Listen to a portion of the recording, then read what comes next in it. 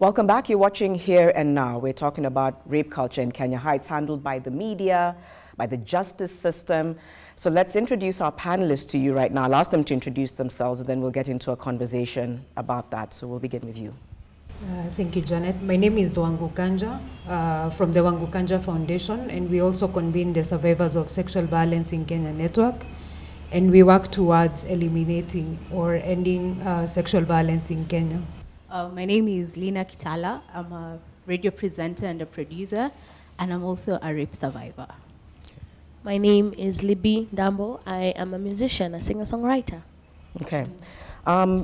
Maybe we could start with you, Wangu, and give a context about what is accepted as sexual violence in Kenya and who defines this. So we have a law that guides Kenya as a country, but also our justice system on how to address issues of sexual violence. And it has given a description of over 23 different cases or cases of sexual violence. And it goes into detail what it entails, and also who's the survivor and who's the perpetrator.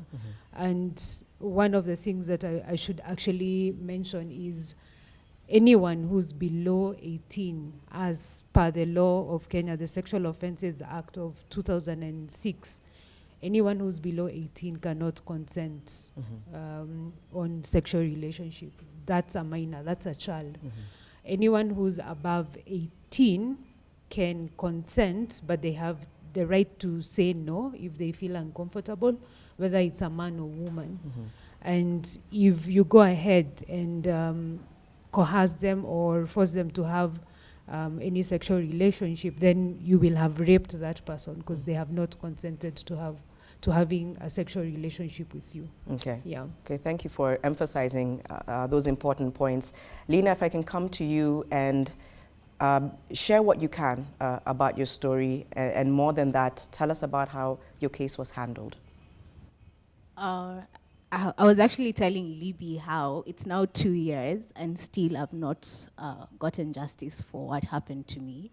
And I was telling her the only comfortable bit about going to the police station and explaining to them what had happened to me was having my parents and my neighbors around me at that point to express to them what I was feeling or what had happened.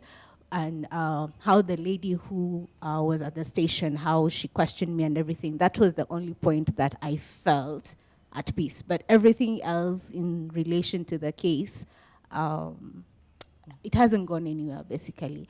For my story, it was just a normal day, a normal Friday. I can remember the day and the month and the time because it was a very special month for me.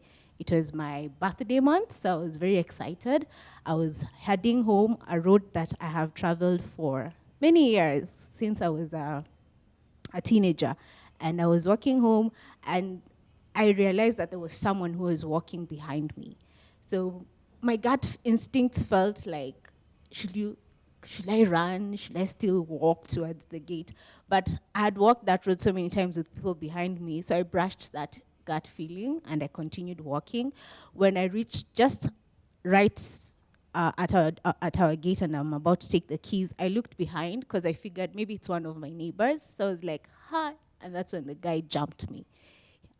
He jumped me. He hit my head on the ground and I passed out and I regained conscious again, and then he choked the life out of me. But yeah, so it was not an interesting. Sorry, okay. I'm getting all emotional. I don't. You don't have to recount anything else. Yes.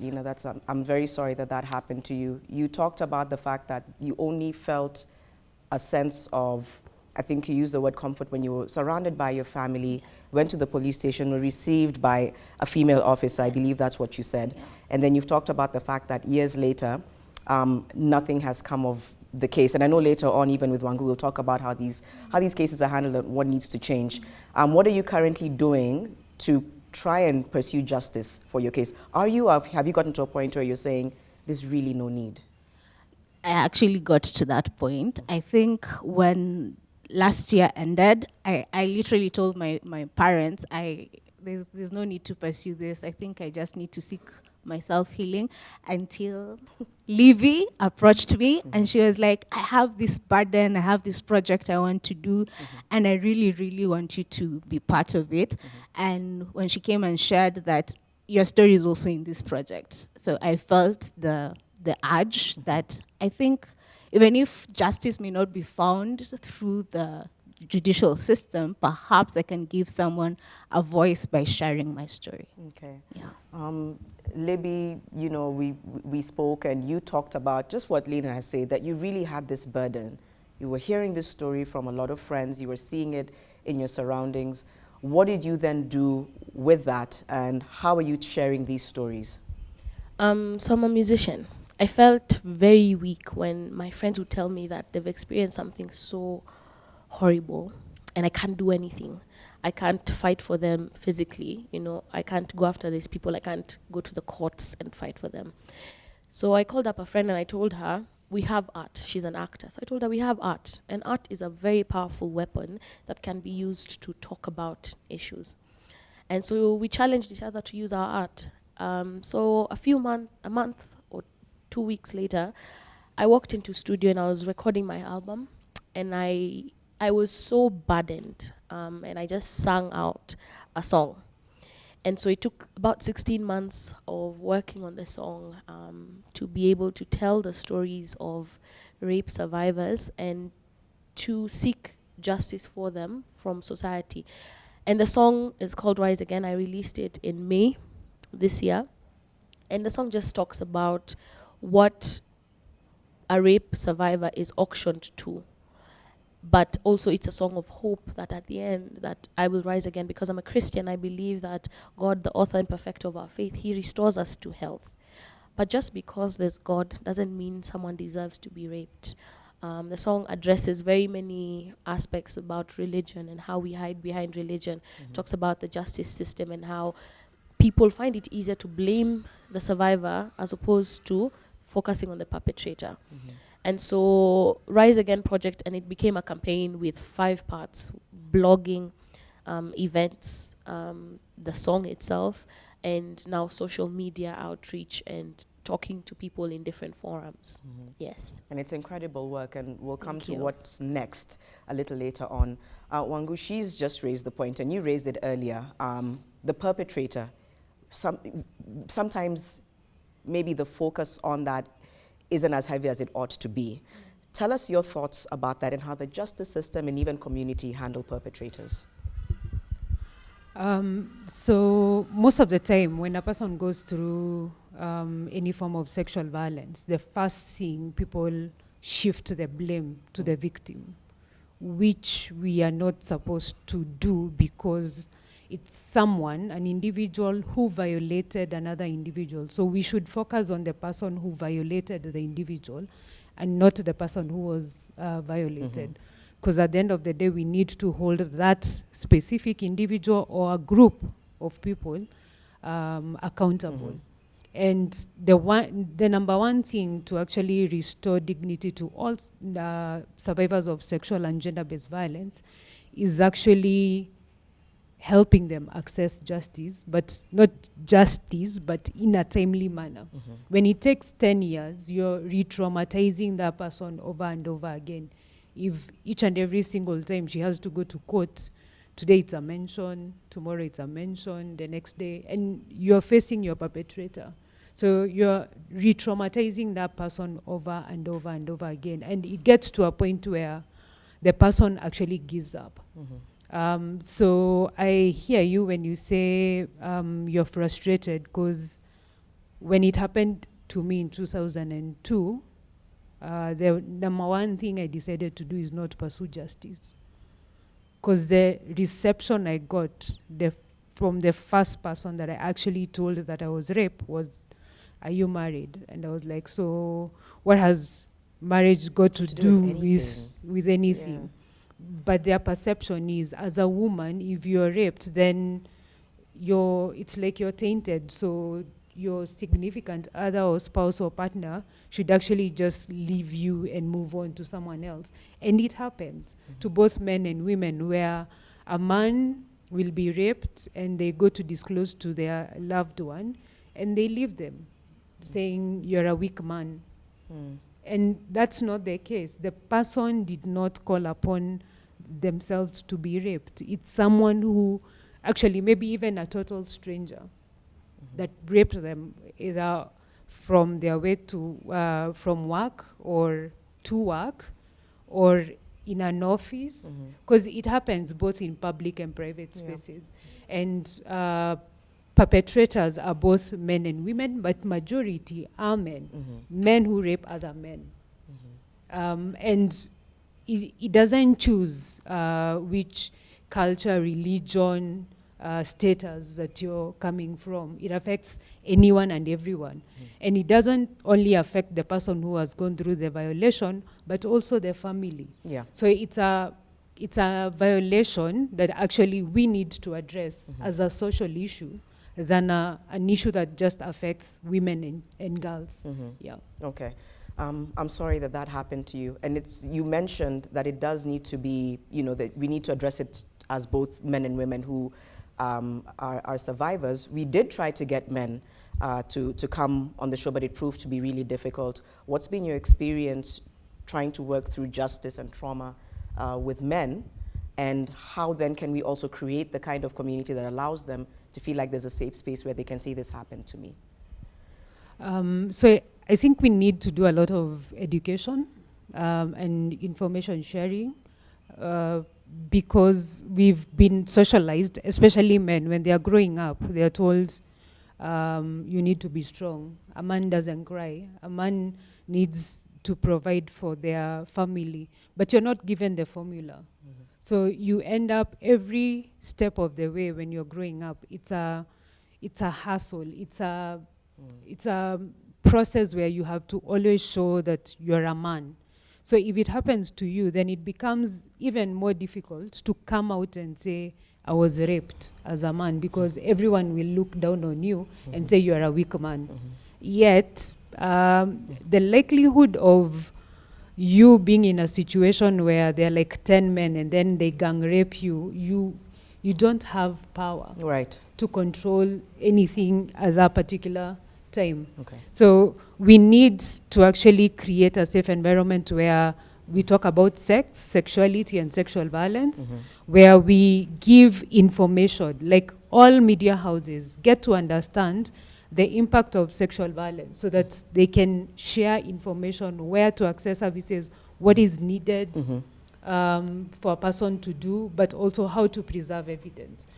Because at the end of the day, if you need to access justice, you actually need to present yourself at a health facility, get a medical report, take that medical report to a police station, and then report the incident. When we do come back, I really do want us to get into what do you do? What are the steps that are taken, even though the systems may fail us, just understanding for somebody to bring their case forth and to have a case that can get to the courts and succeed. What are the steps that one needs to take? So we'll come back and talk about that in a bit on Here and Now. Stay with us. Welcome back. You're watching Here and Now. We're having a conversation about sexual and gender-based violence. It's how it's handled at the judiciary level, at the police station, at the health facilities, and by the community, by the media, and what we need to do better. And I think I can open this up to everyone, because Lena, you had a case, you took it forward, and at some point it got stuck. Something went wrong somewhere. Can you talk about where the roadblock started, and then Wangu can talk about exactly what's supposed to happen? Let me first start by how I handled my situation when it happened, because no one thinks they'll ever get raped. First and foremost, it was something that happened that I had never thought would happen to me. You'll watch in movies, or as I said, because of being a presenter and a radio producer, you'll do interviews of people who've gone through it, but not necessarily think you will end up being a victim. So for me, when it happened to me, at first, I didn't have even the strength to want to talk about it or even go to the police station, because I really felt ashamed. But I remembered for me to find justice, or for someone else to also find the courage to do it, I have to at least do something about it. So for me, I first went to the police station, reported it. Then I was told for them to pursue the case, I have to come with a report from hospital. So I went to Nairobi Women's. They did the checkup. They gave me, what do you call the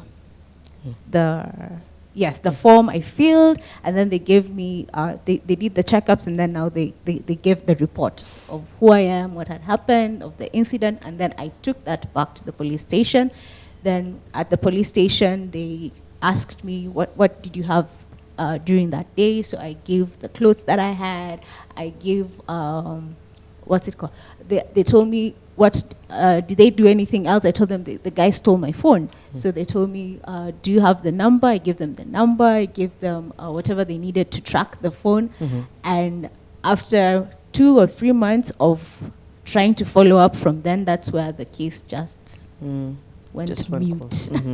Yeah. Okay, and it's been 2 years, and there's still been nothing and that's still moved. There's nothing more than we are pursuing this case. Right. Yeah. Wangu, is that something that you hear often, just in terms of, first of all, it sounds like she went through the due process of the, getting the health checkup, going to the police. So where is it that the systems get it wrong in Kenya? Is it the lack of information, the ignorance? Is there just lack of the right facilities? So one, when it comes to gross human rights violation, we need to actually consider a specialized unit to investigate and actually document cases of sexual and gender-based violence, and that's missing. So you get police who are in general duty are the ones who are manning the desks. In other police stations, we have gender desks, and some are manned, some are not manned. But we are recommending to Ministry of Interior and National Coordination to set up a sex crimes unit where you will have dedicated police officers, both men and women, actually handling cases of sexual violence, because then they will not be removed from that specific department to go somewhere else to look to investigate murder or robbery, because this one is like a just by the way kind of thing. And then two, the resources to even investigate. We don't have cameras everywhere, so if she did not look at the perpetrator, how else do you get to identify who the person who attacked you? So we need to have a lot of things in place to ensure that we help survivors access justice, because majority of them will take the initiative to actually go to hospital and get a medical report and the PEP, post-exposure prophylaxis. But thereafter, then the system actually disappoints them.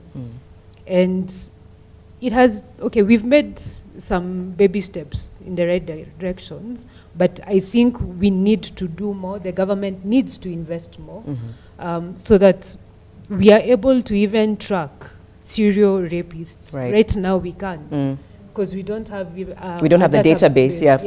Okay. So we need to actually do more towards addressing sexual and gender-based violence, because for her to access justice, that needs to be in place. Right. I genuinely think also the people who are manning the desks need to have soft skills and counseling skills, because at that time, not many people have the privilege of having family around them.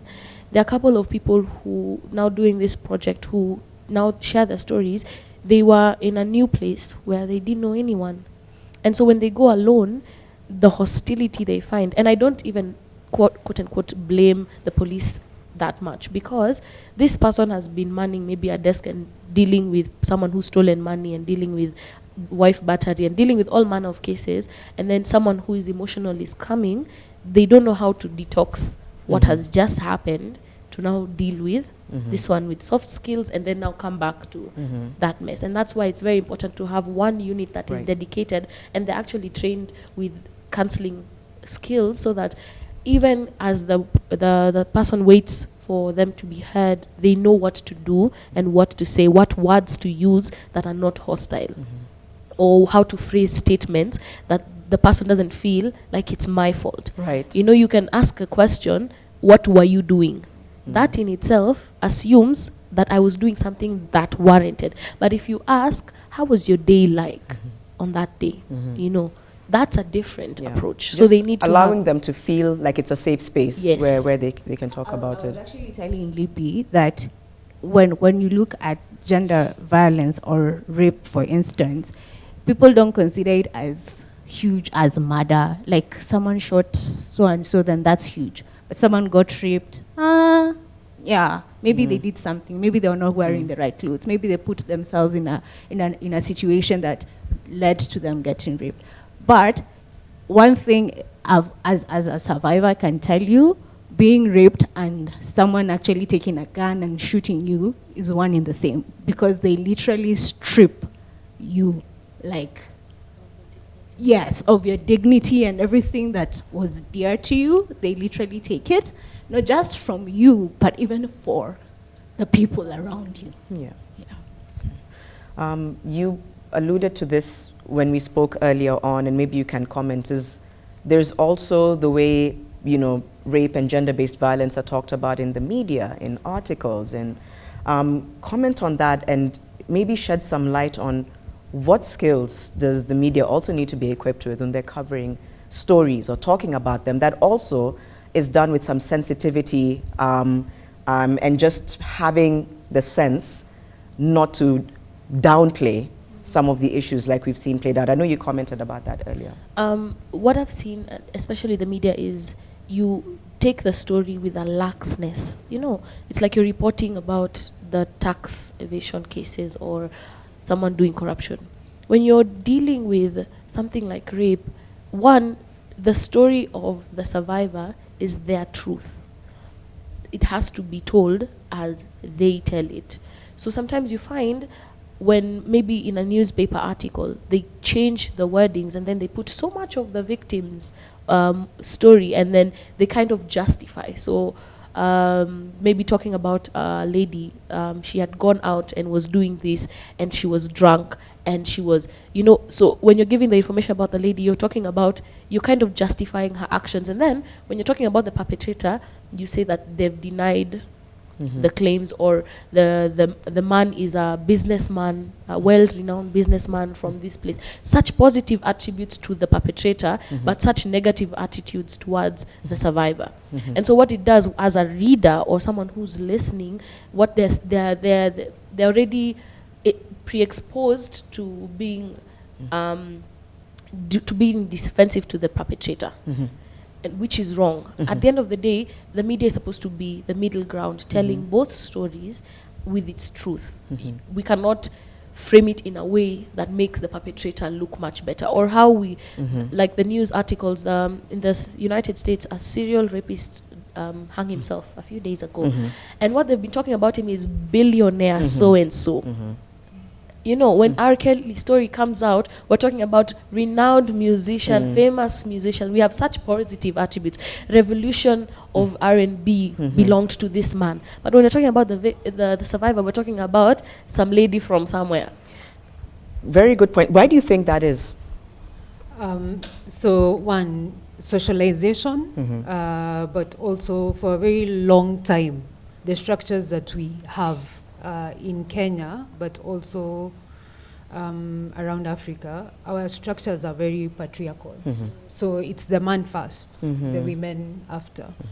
And looking at media, they influence the way people think. So when you write a 12-year-old had sex with a 69-year-old, this is a child. Under the law, it's an offense where a minor cannot consent to having a sexual relationship with an adult. So you should put your focus on the 69-year-old man who actually violated a 12-year-old, because it's a crime. And also, I would ask media, different media houses to do their investigation, background checks on the different cases of sexual violence. Because the way, as she said, you portray the person who has been violated as a person who has committed the crime. Yet, we need to hold the perpetrator accountable at the end of the day. But also, media houses to investigate and interrogate what government is doing. Do we have post-rape care services at the lowest level, the health center, where the mama in the village, rural home, can actually go to access services? And if they are not available, what are they willing to do for that person to be able to go to a level 3 or 5 to access services? So at the end of the day, it's about what are we committing to do, not as Wango only, but as a family and as a community. And as the government as well. Who for need us, to, because government is you and me. It's Yeah. not what we have in the offices, the people who have been employed. It's you and me. So for us, we are bringing survivors of sexual violence together so that we can have a voice and say enough is enough. We need men, women, and children being able to access services in a timely manner, but also ensuring that access to justice does not take 20 years for Right. them. A year, 2 years at most. Okay. Then you stop re-victimizing or re-traumatizing the person. I would love to say that as we say what media is portraying, the fact is the people who are in media are also the people who are in society. So what is society saying about rape? If we, like for instance, when Libby came and told me, oh, tomorrow there's an interview, will you kindly join me? At first I was hesitant because in my mind I'll be, what will people say? Will they think it's my fault that? Because most people will tend to ask, what was this person doing in order to get raped? But it's not about what that person was doing. The fact is, someone chose to do something to Right. this person without consent. Okay.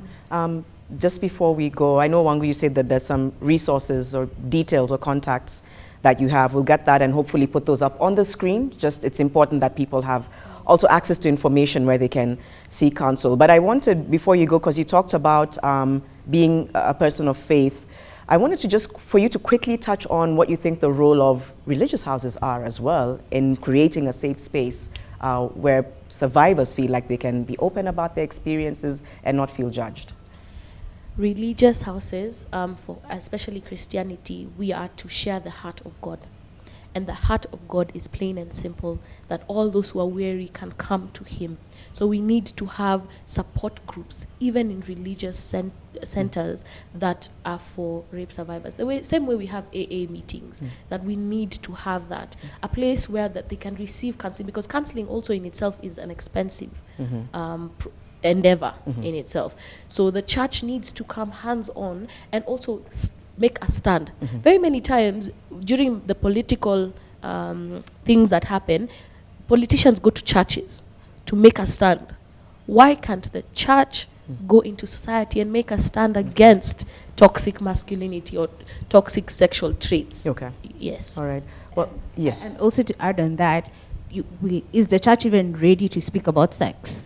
And is it ready to speak about sexual violence? Because you cannot come to the aid of those who you have not yet acknowledged are in your midst or are suffering in your midst. So if for me, church is also not a safe space, or whichever other religion someone identifies with, if that religion is not a safe space for them to also go and speak out what they're going through, at the end of the day, no one will actually rise and say, I've gone through this. Okay.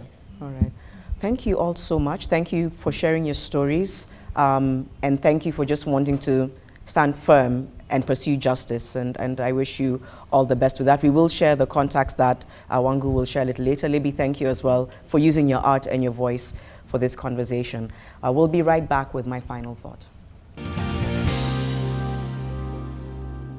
Regardless of age or gender, the impact of sexual violence goes far beyond physical injuries. The trauma can never be minimized.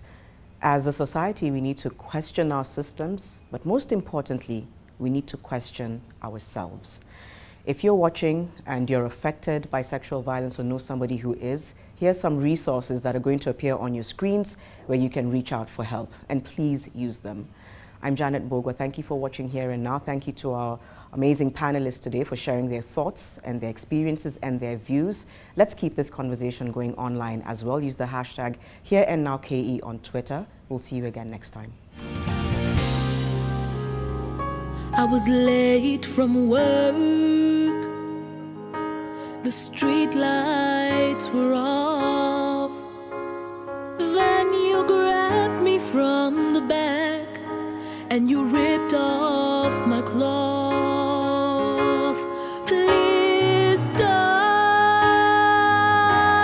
let me go. Oh God, make it stop. Just make it stop.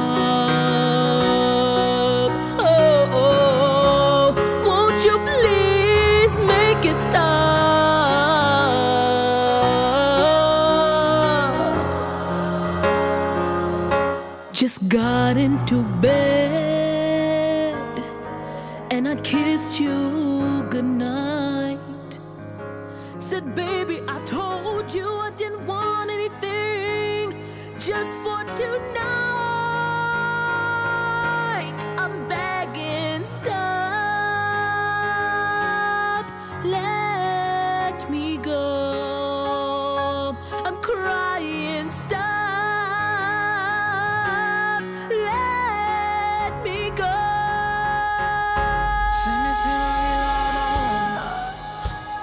This space can hear me say no. But do you even understand what that means anymore? Too blind to see my pain, hardened heart, driven by your desires. You covered my mouth and crippled me with silent whispers. To you, it was just a few seconds.